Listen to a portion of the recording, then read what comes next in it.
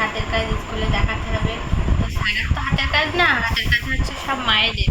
তাই তো দেখছি তো, এত সুন্দর ফুল বানাতে পারে নাকি? আস্তে করে দিতে হবে। খুব সুন্দর লাগছে দেখছো ফুলগুলো। ভালো লাগছে? সারা এখনো কমপ্লিট হয়নি। হাতের কাজ তোমার আর মাম্মাম বানিয়ে দিয়েছে, এটা কি করে হয়? ছেলেপিলের হাতের কাজ দেওয়ার মানে কি তাহলে, তাই বলো স্কুল থেকে? মনেই হয় না, এগুলো সব ফালতু, সব যত সব। কারণ এত সুন্দর সুন্দর বানাতেই পারবে না ছেলেপেলে, আর ওর হাতের কাজ দিলে ও এমনিতেই কি বানাবে বলো? কিছুই পারবে না বানাতে। এ তো সবাই দেখলে বুঝতে পারবে যে এ বাড়ির বড়রা কেউ বানিয়ে দিয়েছে। তো যাই হোক, আমরাই বানিয়ে দিই। ফুলগুলো দেখতে বলে অনেক সুন্দর লাগছে। এই ফুলগুলো অনেকটা বানাবো তো। বাড়ির জন্য।